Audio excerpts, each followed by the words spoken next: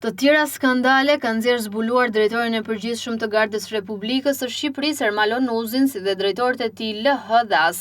CNA ka zbardhur letrën me të cilën efektivët e Gardës u janë drejtuar kryeministrit të vendit Edi Rama dhe ministrit të Brendshëm Ervin Hoxha, ku u tregojnë se si janë zgjedhur pa merit dhe pa plotësuar asnjë kriter në pozicione të rëndësishme në Gardën e Republikës, drejtorët e Ermal Onuzit, të cilët të dehur vendosin fatin e punonjësve të Gardës së Republikës. Në letrën e efektive të siguruar nga CNA ngrihen dyshime në lidhje me emërimet e tyre në krye të drejtorive të rëndësishme të këtij institucioni, si Drejtoria e Planifikimit dhe Koordinimit dhe Drejtoria për Sigurinë e Personaliteteve të Larta Shtetërore në Gardën e Republikës së Shqipërisë. Pikpyetjet e drejtuara nga punonjësit e Gardës në letrën e zbardhur nga CNA janë: me çfarë konkursi u zgjodh një ish punonjës i forcave të armatosura në funksionin më të rëndësishëm të menaxhimit operacional të Gardës, AS, i cili meritën e vetme që i njeh vetes është, siç shpreh ai, kam shok vinin, referuar ministrit Ervin Hoxha. Në këtë funksion gjithnjë ka qenë një oficer me përvojë disa vjeçare në Gardë. Në rastin e këtij punonjësi duhet verifikuar edhe shkuara, ka qenë i jetuar në ushtri për ngacmim seksual, thuhet në letër. Ju sigurojmë se çdo punonjës i Gardës me gradën kryekomisar do ta bënte shumë më mirë detyrën se sa një major i pompuar që deklaron nëpër tavolina ku pihet alkool pa fre se është miku i ministrit aktual dhe shoku i drejtorit të përgjithshëm dhe se ju pas ka ardhur dita të bëjnë Gardën si duan ata.